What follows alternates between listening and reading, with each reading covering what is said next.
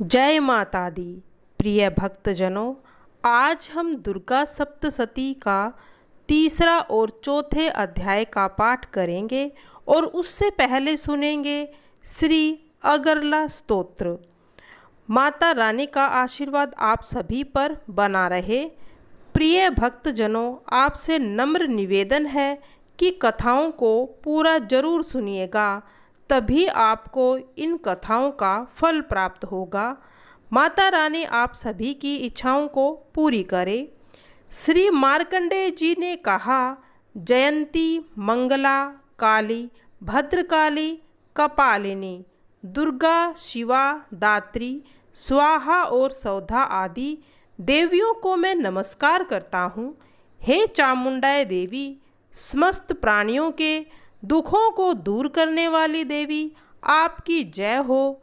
हे सर्वव्यापक देवी, काल रात्रि आपकी जय हो।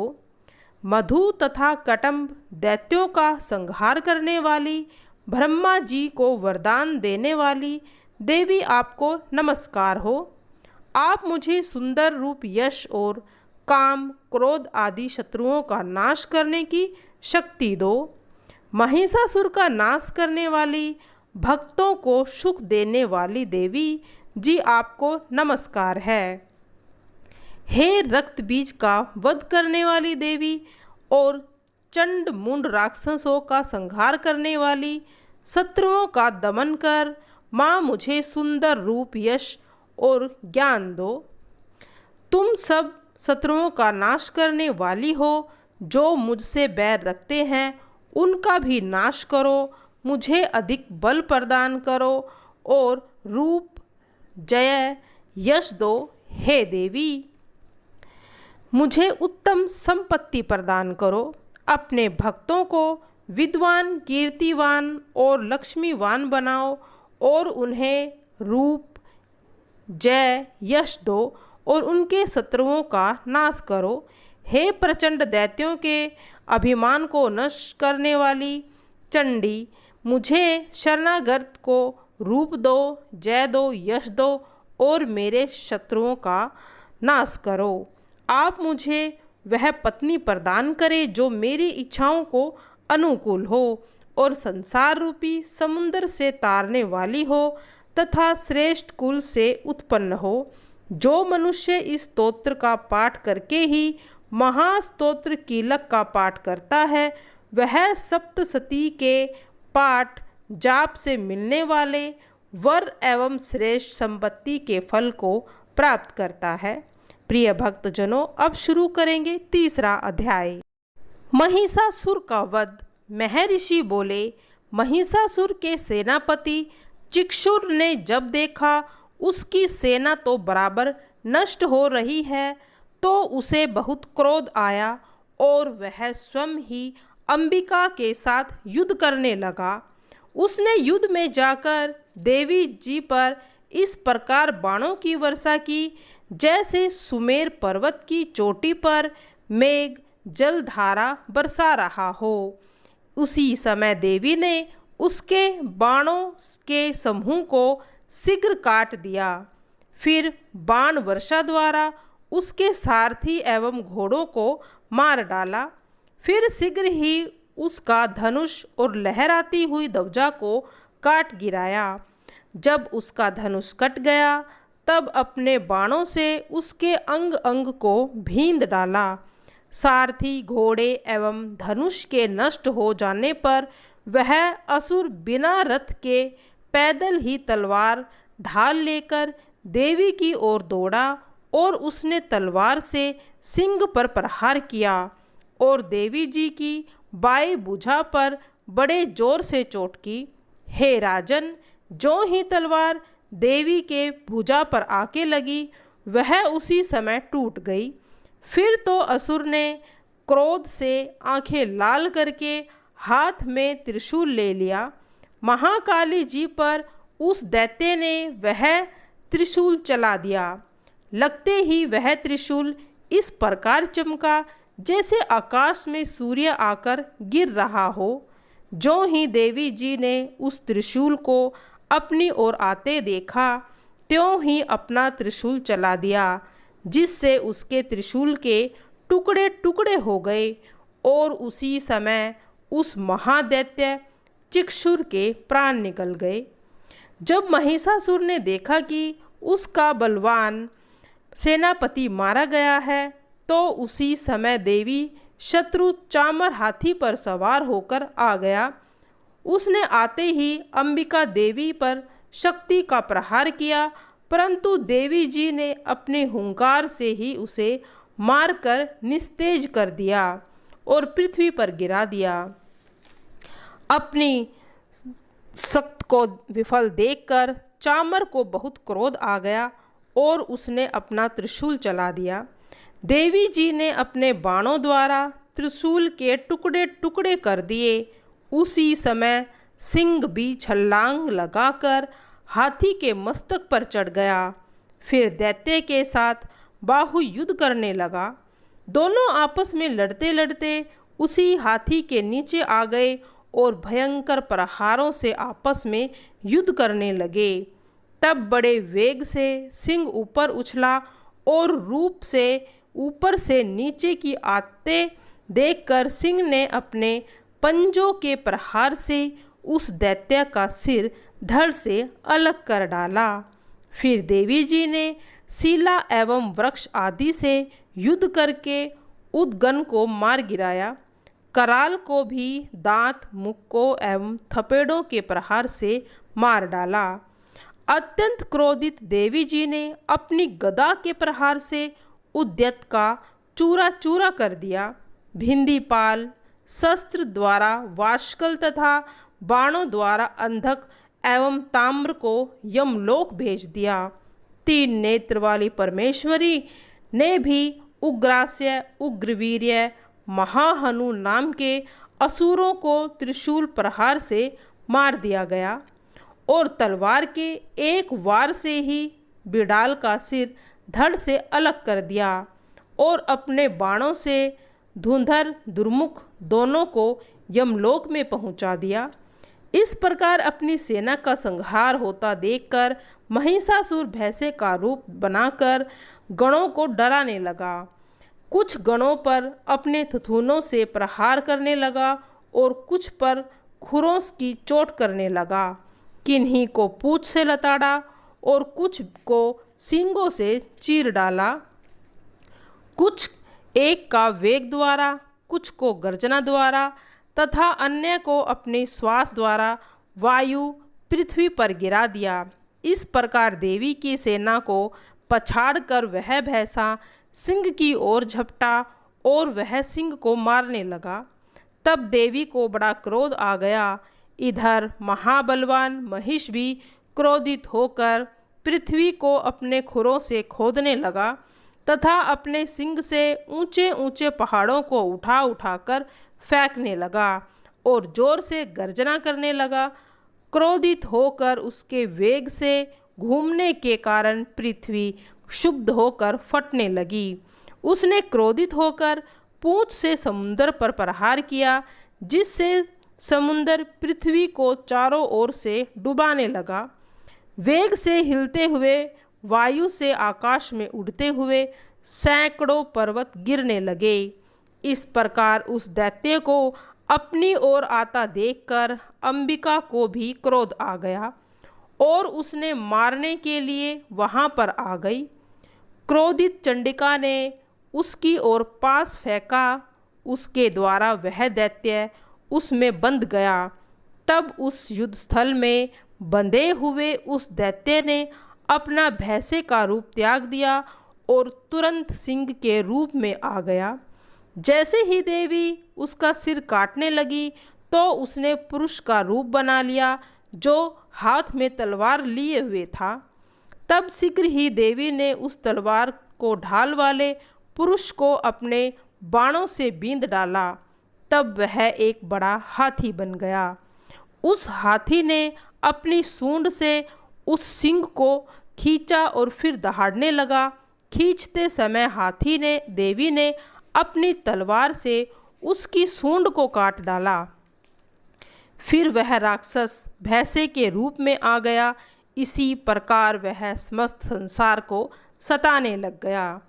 उस समय क्रोध से भरी हुई जगत माता चंडिका मधुपान करने लगी और लाल लाल नेत्र करके हंसने लगी।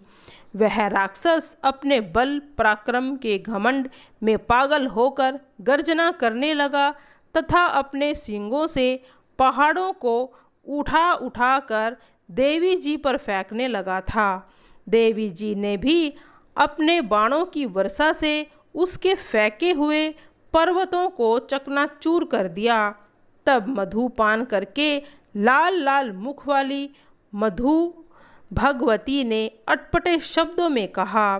देवी बोली, अरे दुष्ट, जब तक मैं मधुपान कर रही हूँ तब तक तू गरज ले, बाद में मेरे हाथों संग्राम में तेरा वध हो जाने पर तो देवता की गर्जन लगेंगे। महर्षि मेघा बोले। इतना कहते ही देवी जी उछलकर उस दैत्य पर चढ़ गई और उसे पांव से दबाकर दैत्य की गर्दन पर त्रिशूल से आघात कर दिया। देवी जी के पांव से दबे हुए राक्षस ने अपने दूसरे रूप से मुख से बाहर निकलने का प्रयत्न किया। अभी आधा ही निकला था कि देवी जी ने अपने बल के द्वारा उसे रोक दिया। तब उस दैत्य ने उसी हालत से युद्ध करना शुरू किया। काटने पर राक्षस सेना हाहाकार करने लगी।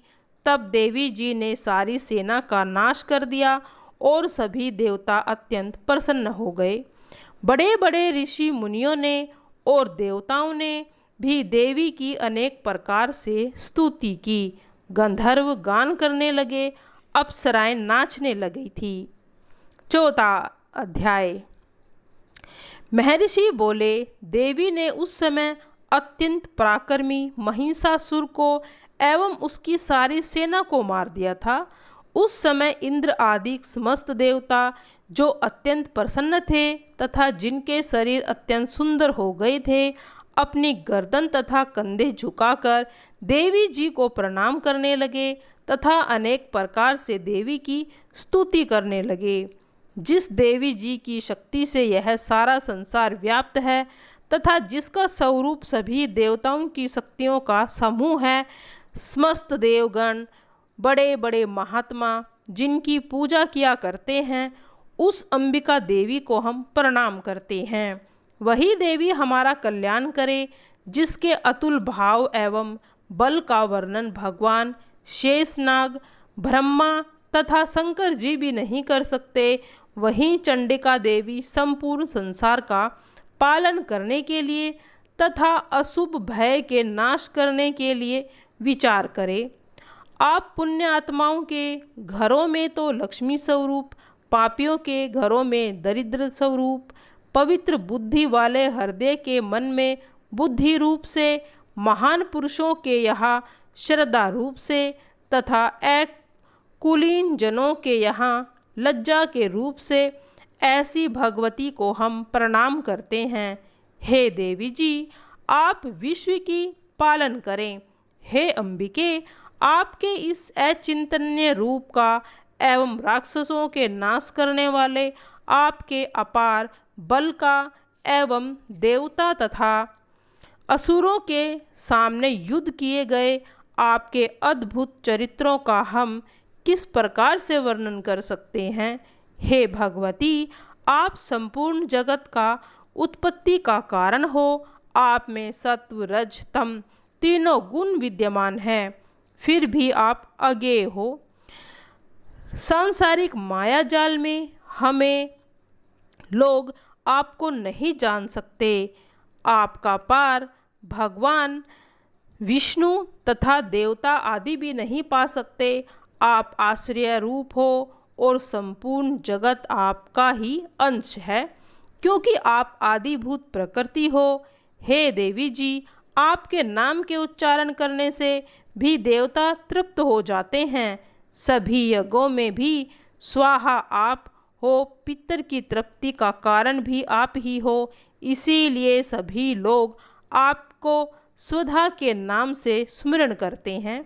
हे देवी, आप ही मोक्ष दिल खाने वाली हो। आप ही अचिंतन्य महावर्त स्वरूप हो और दोष रहित इंद्रियों को वश में करने वाले, तत्व को ही सार जानने वाले एवं मोक्ष की इच्छा करने वाले मुनि जन जिसका स्मरण करते हैं वह देवी भगवती आप ही हो। आप शब्द स्वरूपा हो। परम पवित्र ऋग्वेद, यजुर्वेद, उद्गीत और पदों पाठ से युक्त सामवेद आप ही हो। आप ही वेद त्रयी देवी हो एवं 6 गुणों से संपन्न आप ही हो। समस्त संसार की आजीविका रूप में आप ही वार्ता हो। संपूर्ण जगत के दुखों एवं कष्टों को दूर करने वाली तथा सभी शास्त्रों का भी ज्ञाता आप ही हो। हे देवी, आप मेधा हो। कठिन संसार रूपी समुद्र में पार करने वाली नौका रूपी दुर्गा भी आप ही हो। भगवान विष्णु के हृदय में निवास करने वाली लक्ष्मी स्वरूप आप ही हो एवं गंगा धारणी वर्ष केतु भगवान शंकर से सम्मानित गौरा भी आप ही हो। आपकी मुख की कांति स्वर्ण से भी सुंदर है तथा चंद्र के बिंब के समान निर्मल तथा मंद मंद मुस्कान से शोभायमान है। फिर भी आपके चंद्र मुख को देखकर महिषासुर क्रोध में भर गया और आप पर प्रहार करने लगा। यह तो एक आश्चर्य की बात ही है। उससे भी अद्भुत एवं विचित्र बात तो यह है कि आपके क्रोधित मुख तथा उदय होते हुए चंद्रमा की भांति लाल लाल तेज तथा तनी हुई बोहें अति विकराल थी। ऐसा भयंकर रूप देखकर भी महिषासुर ने अपने प्राण तुरंत नहीं छोड़े। भला कौन सा ऐसा प्राणी होगा जो यमराज को क्रोधित देखकर भी जिंदा रह सके। हे देवी, आप हम पर प्रसन्न हो। आपकी प्रसन्नता से ही सारा संसार उन्नति पाता है। आपके लेश मात्र क्रोध करने पर कुलों का सर्वनाश हो जाता है। यह तो हमने भी जान लिया कि जबकि आपने महिषासुर की इतनी बड़ी सेना को क्षण भर में नष्ट कर दिया। हे देवी जी, आप जिस पर प्रसन्न होती हैं उनकी हमेशा उन्नति होती है। वे ही सभी देशों में आदर पाते हैं। उन्हें ही धन और यश की प्राप्ति होती है। उनका धर्म कभी नहीं बिगड़ता। वे ही रक्षित रहते हैं तथा वे ही अपने पुत्र और भृत्यों के साथ धन धान्य रहते हैं। हे देवी, आपकी कृपा से ही धर्मात्मा पुरुष सभी धर्म संबंधी कार्य किया जाता है तथा आप ही कृपा से ही उसे मोक्ष की प्राप्ति होती है। इसीलिए आप संपूर्ण त्रिलोकी में फल देने वाली हो। हे दुर्गे, आपका स्मरण करने पर मनुष्य के समस्त भय दूर हो जाते हैं तथा स्वस्थ पुरुष भी आपका स्मरण करते हैं और उन्हें पवित्र बुद्धि प्राप्त करते हैं। दरिद्रता, दुख तथा भय से दूर करने वाली हे देवी, आपसे बढ़कर कोई नहीं है। आप सबका उपकार करने वाली हो। आप दया की मूर्ति हो। राक्षसों के वध करने से जगत सुखी हो गया। ये राक्षस नरक में जाने के लिए काफ़ी समय से पाप करते रहे हैं। फिर भी आपने संग्राम में इनका वध इसलिए किया कि आपके हाथ से मरकर यह सीधे स्वर्ग में चले जाएं। यही मन में विचार कर आप पापियों का वध करती हैं। चाहे तो असुर को केवल देखने मात्र से ही भस्म कर सकती हैं, परंतु आप उन पर शस्त्रों का प्रहार करती हैं, क्योंकि शत्रुघ्न आपके शस्त्रों से मरकर पवित्र होकर उत्तम लोकों में पहुँचते हैं। आपके इस प्रकार के विचार बहुत ही उत्तम हैं। आपकी तलवार के तेज पुंज की झलक से एवं त्रिशूल की चमक से असुरों की आँख चुंधिया कर नष्ट नहीं हो जाती। इसका भी यह एक कारण है कि उन राक्षसों के दुष्ट स्वभाव को दूर करने वाला आपका अचिंतन्य रूप है, जिसकी तुलना अन्य किसी के साथ नहीं हो सकती। अगर आपका अपार बल देवताओं को सताने वाला, देवताओं का नाश करने वाला है, तो इसी प्रकार आप शत्रु पर भी दया किया करती हैं। हे देवी, आपके पराक्रम की तुलना किसी के साथ नहीं की जा सकती। आपका रूप तो अत्यंत मनोहर है। आप शत्रुओं को भय देने वाली, ऐसा रूप अन्य किसी का नहीं है। आपके चित्त में तो कृपा, युद्ध में कठोरता और यह दोनों गुण समान रूप से आपके सिवाय त्रिलोक भर में किसी के पास दिखाई नहीं देते। हे देवी, आपने शत्रुओं का नाश करके इस सारे संसार की रक्षा की है और आपने ही हमारा भय भी उन्मुक्त असुरों से दूर कर दिया। हे देवी, आपको सत सत नमस्कार। हे माँ, आप हमारी शूल से रक्षा करो। हे अंबिके, आप खड्ग द्वारी हमारी रक्षा करो। घंटा के शब्द और धनुष के टंकार से आप हमारी रक्षा कीजिए। हे चंडिके, पूर्व, पश्चिम, उत्तर, दक्षिण दिशा में आप अपने त्रिशूल को घुमा घुमा कर हमारी रक्षा कीजिए।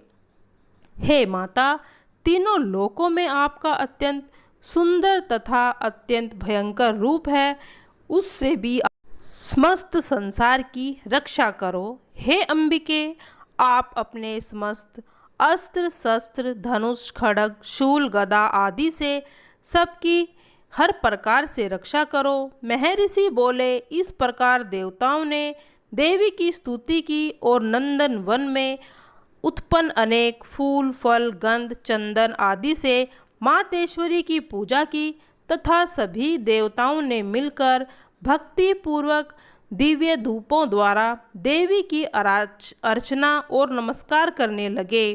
तब देवी प्रसन्न होकर देवताओं से बोली, हे देवगण, आप अपनी इच्छा के अनुसार हमसे वर मांगो। तब देवता बोली, हे भगवती, आपने हमारी सभी इच्छाओं को पूर्ण कर दिया है। आपने महिषासुर का वध करके हमें कृतार्थ कर दिया।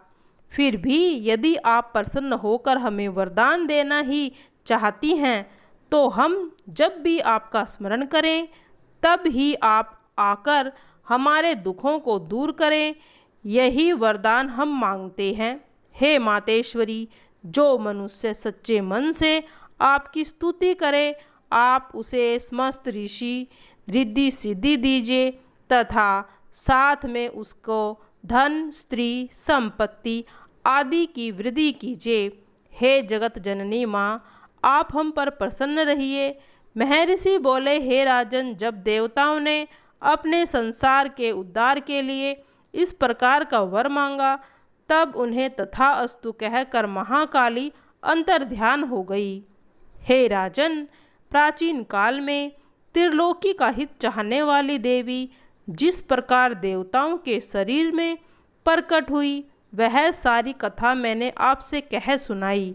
अब इसके बाद फिर दुष्ट दैत्यों और निशुंभ के वध करने के लिए तथा देवताओं का उद्धार करने वाली जगत की रक्षा करने के लिए जिस प्रकार गौरी के शरीर से देवी प्रकट हुई और उसने भी चरित्र किए, वह सब अब श्रवण करेंगे। प्रिय भक्तजनों, अब यहाँ पर चौथा अध्याय समाप्त होता है। जय माता दी।